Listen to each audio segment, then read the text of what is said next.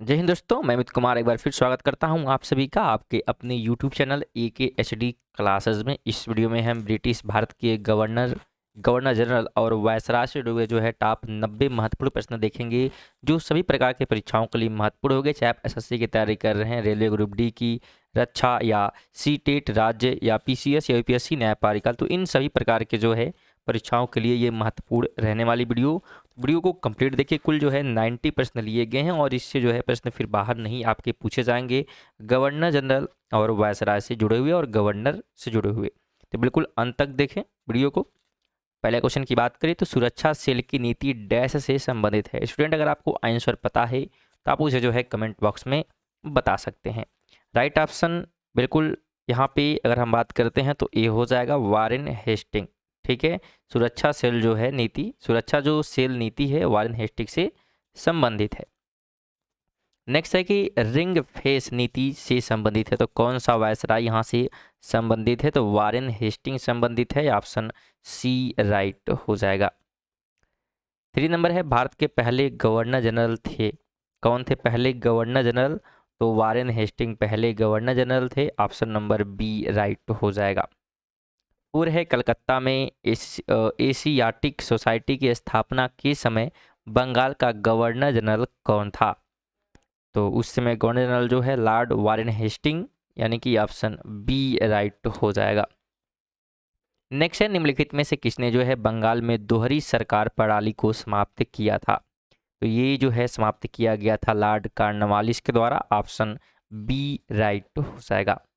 6 number है, किस governor general पर महाभियोग चलाया गया था, तो ये चलाया गया था वारेन हेस्टिंग पर। ऑप्शन ए राइट हो जाएगा। स्टूडेंट, जितने प्रश्न हैं सभी जो है बहुत ही महत्वपूर्ण है और पेपर में पूछे गए प्रश्न हैं, तो बिल्कुल अंत तक देखें। और साथ में अगर इसका PDF प्राप्त करना चाहते हैं तो आप जो है हमारे टेलीग्राम चैनल से जुड़ सकते हैं, जिसका लिंक आपको डिस्क्रिप्शन में मिल जाएगा। 7 की बात करें तो ब्रिटिश भारत की राजधानी का कलकत्ता से दिल्ली स्थानांतरण के काल में हुआ था, तो किसके समय में हुआ था, तो लॉर्ड जो है हार्डिंग के समय। ऑप्शन बी राइट हो जाएगा। नेक्स्ट क्वेश्चन है, भारत में न्यायिक संगठन की स्थापना किसने की, तो इसकी स्थापना जो है लॉर्ड कॉर्नवालिस के द्वारा किया गया था। ऑप्शन बी राइट हो जाएगा। नेक्स्ट है कि निम्नलिखित में से किस गवर्नर जनरल ने भारत की संविदा सिविल सेवा बनाई, जिसे बाद में भारतीय सिविल सेवा के रूप में जाना जाने लगा, तो ये जो है बनाया गया था कॉर्नवालिस के द्वारा। ऑप्शन सी राइट हो जाएगा। 10 है, लोक सेवा का प्रवर्तन डैश ने किया, तो ये किया गया था कॉर्नवालिस के कार्यकाल में। ऑप्शन, एक मिनट, ऑप्शन नंबर बी हो जाएगा, कॉर्नवालिस के कार्यकाल में। ऑप्शन ए नहीं होगा, बी ऑप्शन जो है राइट होगा। 11 है, लॉर्ड कॉर्नवालिस का मकबरा डैश स्थित है, तो कहाँ पर स्थित है, तो गाजीपुर में। ऑप्शन बिल्कुल ए राइट हो जाएगा। नेक्स्ट क्वेश्चन है, 1802 में बेसिन की संधि किसके बीच हुई थी, तो बेसिन की संधि जो है अंग्रेज और बाजीराव द्वितीय के बीच में हुई थी। अंग्रेज और बाजीराव द्वितीय के बीच में, ध्यान रखिएगा। 13 है, लॉर्ड वेल्जली की सहायक संधि को स्वीकार करने वाला पहला मराठा सरदार डैश था, तो कौन था, तो ये था, ध्यान रखिएगा, पेशवा बाजीराव द्वितीय। ऑप्शन ए राइट हो जाएगा। स्टूडेंट, मैसूर और पंजाब राज्य से जुड़े हुए जो है महत्वपूर्ण क्वेश्चन की वीडियो जो है अपलोड कर दी गई है। अगर आप लोग नहीं देखें तो डिस्क्रिप्शन में या आई बटन पे आपको लिंक मिल जाएगा, आप लोग बीट करके पढ़ सकते हैं। बिल्कुल टॉपिक वाइज जो है पढ़ाते हुए आगे हम लोग चल रहे हैं, तो पीछे की वीडियो भी आप लोग जरूर देखिए, क्योंकि वो भी महत्वपूर्ण है, टॉपिक वाइज आपको पढ़ाया जा रहा है। 14 की बात करें तो सहायक संधि डैश के शासनकाल के दौरान लागू की गई, तो किसके दौरान लागू की गई थी, तो ये की गई थी लॉर्ड वेल्सली के द्वारा, यानी कि ऑप्शन नंबर बी राइट हो जाएगा। 15 है, सहायक संधि की प्रणाली को स्वीकार करने वाला पहला भारतीय देशी शासक कौन था, तो उसका नाम जो है हैदराबाद का निजाम था। ऑप्शन नंबर बिल्कुल बी राइट हो जाएगा। 16 है, सहायक संधि में शामिल होने वाला पहला भारतीय शासक था, तो अवध का नवाब था। ऑप्शन नंबर ए राइट हो जाएगा। 17 है, सहायक संधि को डैश द्वारा स्वीकार नहीं किया गया, तो ये स्वीकार नहीं किया गया था इंदौर के होलकर राज्य के द्वारा। 18 है, भारतीय राज्यों पर ब्रिटिश सत्ता स्थापित करने के लिए प्रशासन में सहायक गठबंधन प्रणाली किसने शुरू की? तो ये शुरू किया गया लॉर्ड वेल्सली के द्वारा। ऑप्शन बी राइट हो जाएगा। 19 है, ईस्ट इंडिया कंपनी का राजदूत राज्यों में सहायक संधि बनाने का मुख्य उद्देश्य डैश था। तो मुख्य उद्देश्य की बात करते हैं तो ब्रिटिश जो है संप्रभुता स्थापित करना इसका मुख्य उद्देश्य था। 20 है कि उस समय जब यूरोप में साम्राज्य नेपोलियन की ताकत के सामने ढह रहे थे, निम्नलिखित में से किस गवर्नर जनरल ने भारत में ब्रिटिश ध्वज को ऊंचा फहराए रखा? तो इसका नाम जो है लॉर्ड वेल्सली था। ऑप्शन सी राइट हो जाएगा। स्टूडेंट, अगर वीडियो इन्फॉर्मेटिव लगे वीडियो को लाइक ज़रूर करें और कम से कम एक दोस्त का लोग वीडियो जरूर शेयर करें। एक निवेदन है कि जरूर आप लोग कंप्लीट करिएगा शेयर करके अपने दोस्तों के साथ। 21 की बात करें तो वेल्लोर का विद्रोह किस गवर्नर के शासनकाल में हुआ? तो ये हुआ था सर जॉर्ज बार्लो के शासनकाल में। ऑप्शन डी राइट हो जाएगा। स्टूडेंट, कुल जो है 90 प्रश्न लिए गए हैं, अभी 21 हम लोग कंप्लीट कर चुके हैं, तो बिल्कुल लाइक और शेयर करते हुए चलिएगा। 22 की बात करें तो एंग्लो नेपाल युद्ध डैश के शासनकाल के दौरान हुआ? तो ये हुआ था किसके शासनकाल में? तो लॉर्ड हेस्टिंग के शासनकाल में। ऑप्शन बी राइट हो जाएगा। 23 है कि सिंघौली की संधि वर्ष में हुई थी? तो ये किस वर्ष हुई थी? तो 1816 के वर्ष में। ऑप्शन डी राइट हो जाएगा। 24 है, निम्नलिखित में से कौन सा युग्म सुमेलित नहीं है? नहीं है की बात कर रहा है तो डी हो जाएगा। लॉर्ड कॉर्नवालिस तीसरा एंग्लो मराठा युद्ध, ये सही मैच नहीं किया गया है। बाकी बिल्कुल सही मिलाया गया, तो आप लोग इन्हें भी वीडियो को स्टॉप करके पढ़ लें या आप टेलीग्राम चैनल पर जुड़ के इसका पीडीएफ प्राप्त कर सकते हैं और वहाँ से भी इसका रिवीजन कर सकते हैं। 25 है कि तीसरा एंग्लो मराठा युद्ध डैश से संबंधित है? तो ये संबंधित है लॉर्ड हेस्टिंग से। ऑप्शन सी राइट हो जाएगा। नेक्स्ट क्वेश्चन है सर थॉमस मुनरो वर्ष डैश के दौरान मद्रास के गवर्नर बने थे?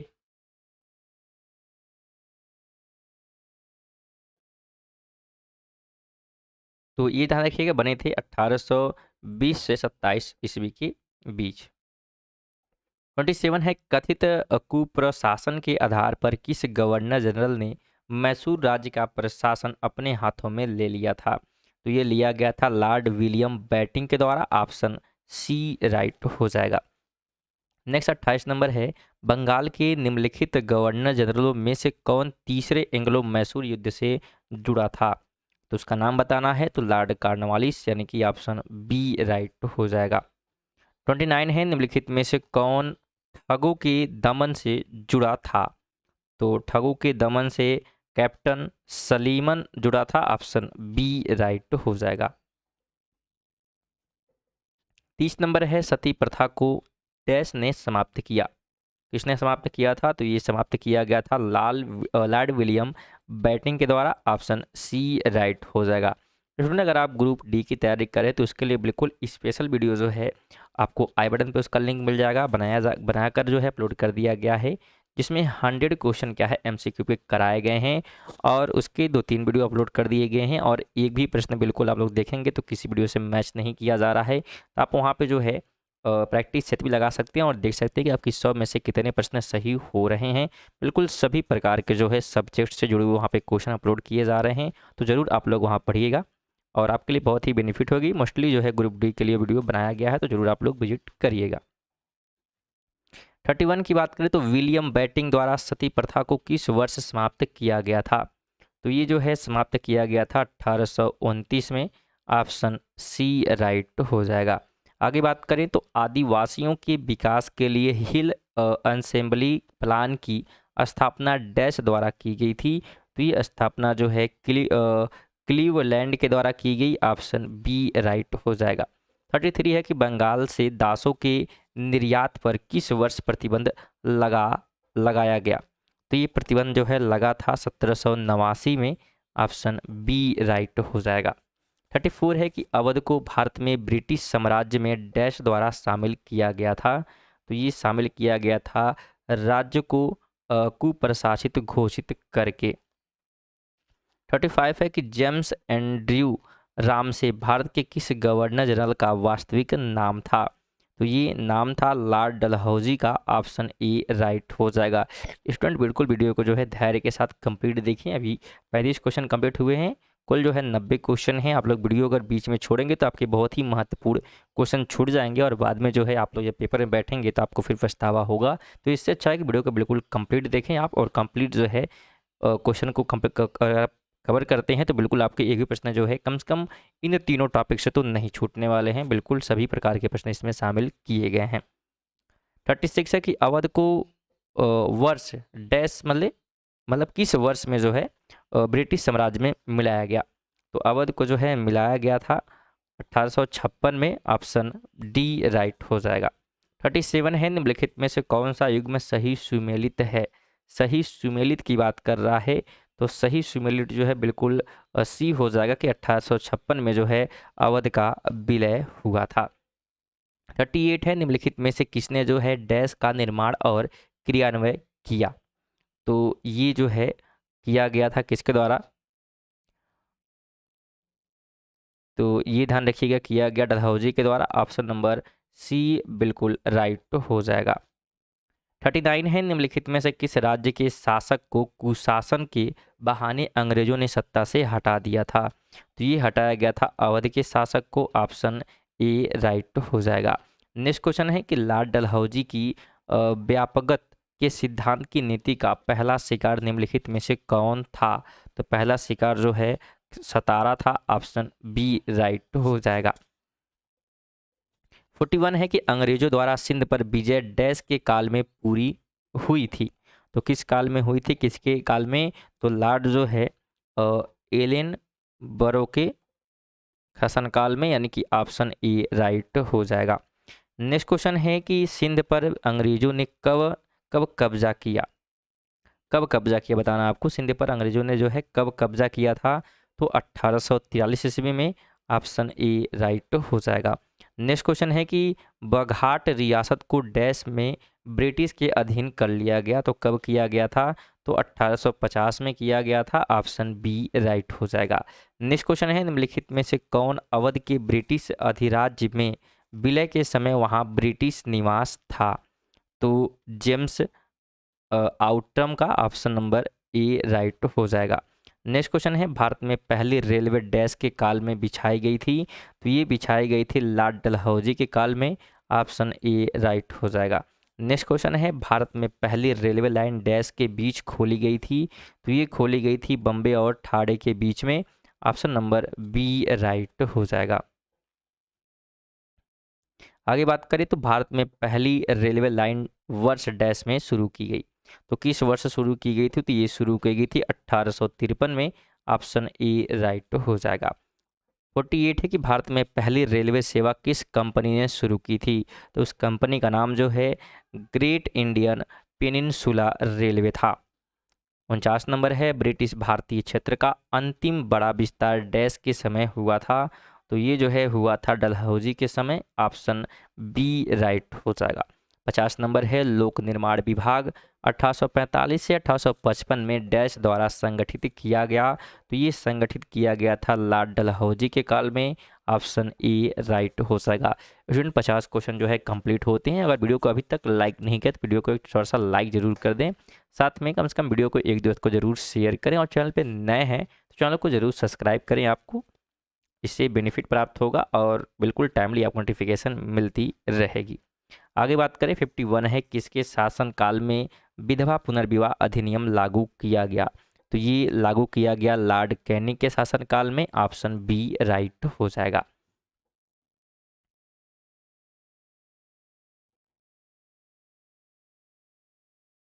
फिफ्टी टू है कि 1 नवंबर 1858 को इलाहाबाद में रानी विक्टोरिया का घोषणा पत्र डैश द्वारा पढ़ा गया।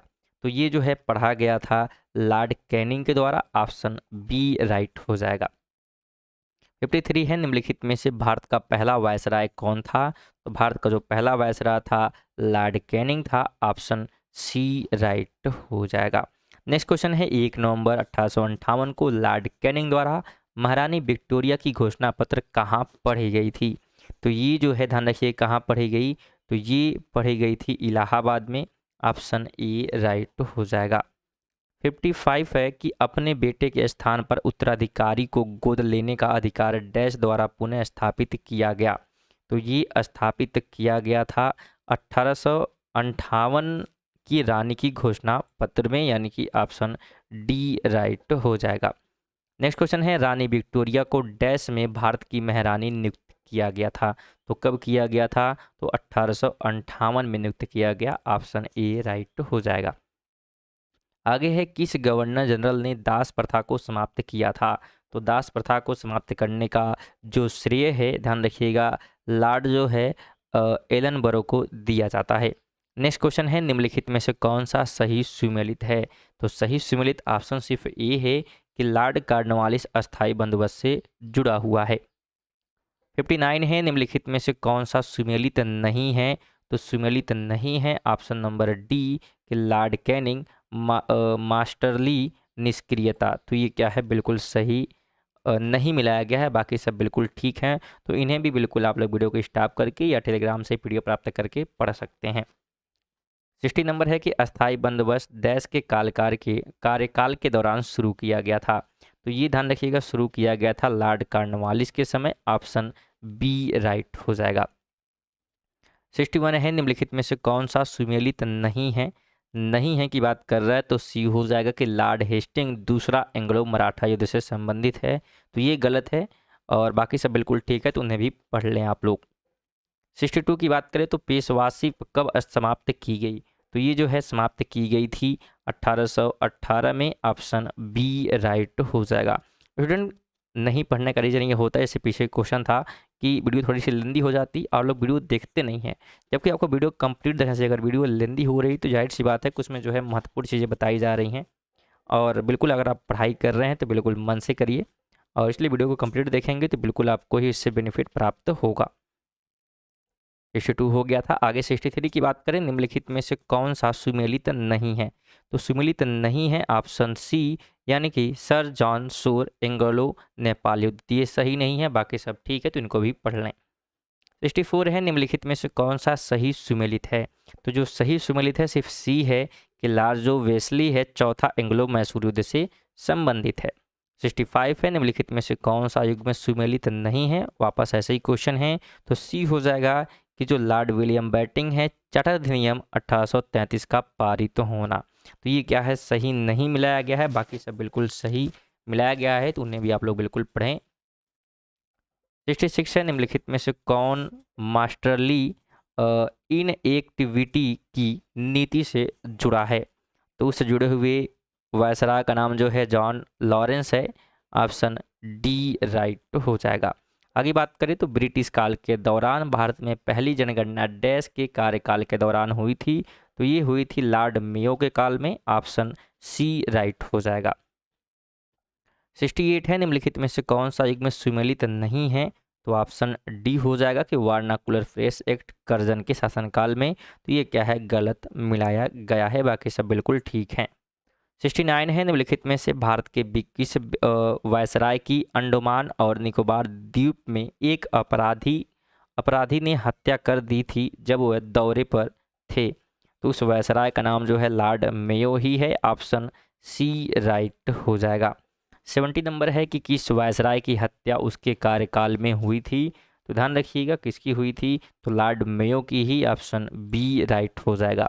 नेक्स्ट क्वेश्चन है, वह गवर्नर जनरल जिसने अफगानिस्तान के प्रति उत्साही फॉरवर्ड नीति अपनाई वह था?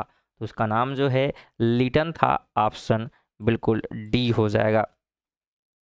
72 है, निम्नलिखित में से किस वायसराय के काल में भारतीयों को राय बहादुर और खान बहादुर की उपाधि प्रदान की जाने लगी? तो ये लॉर्ड लिटन के ही काल में। ऑप्शन नंबर बिल्कुल बी राइट हो जाएगा। 73 है कि भारत के वायसराय के रूप में सबसे लंबा कार्यकाल किसका था? तो सबसे लंबा जो है लॉर्ड कर्जन का था। ऑप्शन बिल्कुल ए राइट हो जाएगा।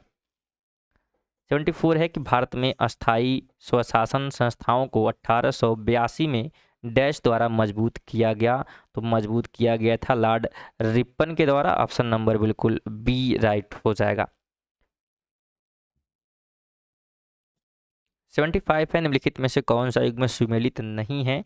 तो नहीं सही मिलाया गया है, सी ऑप्शन हो जाएगा वर्नाकुलर फ्रेस एक्ट ये कर्जन। तो ये सही नहीं है, बाकी सब बिल्कुल ठीक है। 76 है कि इल्बर्ट बिल विवाद डैश से संबंधित है? तो ये संबंधित ध्यान रखिए किससे है, तो यूरोपीय लोगों के मुकदमे के बारे में भारतीय मजिस्ट्रेट पर लगाई गई अयोग्यता को हटाना जो है एल्बर्ट बिल इससे संबंधित है, ध्यान रखिएगा।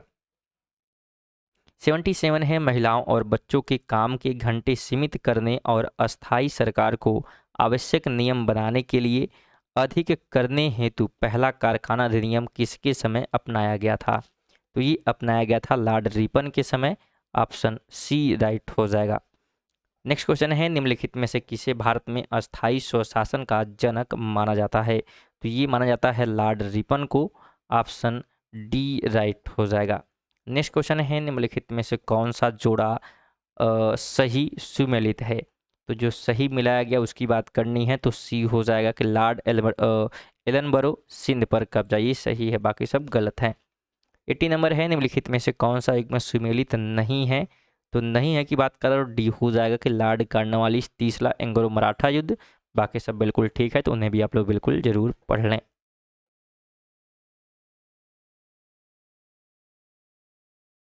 81 है भारतीय पुरातत्व सर्वेक्षण की स्थापना डैश के काल में हुई थी? तो ये हुई थी लॉर्ड कर्जन के काल में। ऑप्शन सी राइट हो जाएगा। नेक्स्ट है कि भारतीय पुरातत्व का जनक किसे कहा जाता है? तो ये कहा जाता है अलेक्जेंडर कनिंघम को। ऑप्शन ए राइट हो जाएगा। 83 है निम्नलिखित में से कौन भारत का एकमात्र यहूदी वायसराय था? तो उसका नाम जो है लॉर्ड इरविन था। ऑप्शन सी राइट हो जाएगा। नेक्स्ट क्वेश्चन है किस गवर्नर जनरल के कार्यकाल के दौरान प्राचीन स्मारक संरक्षण अधिनियम पारित किया गया था? तो ये पारित किया गया था लॉर्ड कर्जन के समय। ऑप्शन सी राइट हो जाएगा। नेक्स्ट क्वेश्चन है लॉर्ड डफरिन के वायसराय के रूप में कार्यकाल की एक महत्वपूर्ण घटना थी? तो महत्वपूर्ण घटना जो थी वो क्या थी? तो भारतीय राष्ट्रीय कांग्रेस की स्थापना। ऑप्शन बिल्कुल सी राइट हो जाएगा। 86 है कि भारत में कर्जन के प्रशासन की तुलना औरंगजेब के प्रशासन से किसने की? तो ये जो है किया गया था जी के गोखले के द्वारा। ऑप्शन बी राइट हो जाएगा। स्टूडेंट आपके लिए कि यहाँ पे होमवर्क है, जैसे यहाँ पे है कि भारतीय राष्ट्रीय कांग्रेस की स्थापना, आपको बताना है कि भारतीय राष्ट्रीय कांग्रेस की स्थापना कब की गई, इसका डेट जो है आप लोग को कमेंट बॉक्स में बताना है। आगे बात करें तो मेरा मानना है कि कांग्रेस अपने पतन की ओर बढ़ रही है और भारत में रहते हुए मेरी सबसे बड़ी महत्वाकांक्षा इसे शांतिपूर्ण तरीके से समाप्त करने में सहायता करना है। इसे किसने लिखा था? तो ये लिखा गया था लॉर्ड कर्जन के द्वारा। ऑप्शन सी राइट हो जाएगा। 88 है फूट डालो और राज करो की राजनीति डैश द्वारा अपनाई गई? तो ये अपनाई गई थी लॉर्ड कर्जन के द्वारा। ऑप्शन ए राइट हो जाएगा। आगे बात करें तो मुसलमान यदि संतुष्ट और संतुष्ट हो जाएं तो वे भारत में ब्रिटिश सत्ता की सबसे बड़ी दीवार बन जाएंगे। इसे किसने लिखा था? तो ये लिखा गया था लॉर्ड कर्जन के द्वारा, यानी कि ऑप्शन नंबर यहाँ पे लॉर्ड कर्जन, यहाँ पे ऑप्शन दिया नहीं है ना, यहाँ पे लॉर्ड कर्जन होगा, लॉर्ड कर्जन ने इसे लिखा था, हालांकि ऑप्शन यहाँ पे रिटर्न हो गया, कोई भी ऑप्शन नहीं है, तो ध्यान रखिएगा लॉर्ड कर्जन ने ये लिखा था। 90 है निम्नलिखित में से किस गवर्नर जनरल ने मुसलमानों को अपने पक्ष में करने और उन्हें कांग्रेस के खिलाफ करने के लिए पृथक निर्वाचन मंडल की प्रणाली का इस्तेमाल किया? तो ये किया गया था लॉर्ड मिंटो के द्वारा। ऑप्शन डी राइट हो जाएगा। तो स्टूडेंट ये थे हमारे जो है भारत के वायसराय, गवर्नर जनरल और गवर्नर से जुड़े हुए टॉप जो है अति महत्वपूर्ण 90 प्रश्न, जो कि सभी प्रकार की परीक्षाओं के लिए महत्वपूर्ण थी। तो अगर वीडियो आपको अच्छी लगे तो वीडियो को लाइक करें और चैनल पर नए हैं तो चैनल को जरूर सब्सक्राइब करिएगा और वीडियो कम से कम एक दोस्त को जरूर शेयर करें, छोटा सा निवेदन है, तो ज़रूर आप लोग शेयर करिएगा। चलिए मिलते हैं नेक्स्ट वीडियो, तब तक के लिए जय हिंद जय भारत।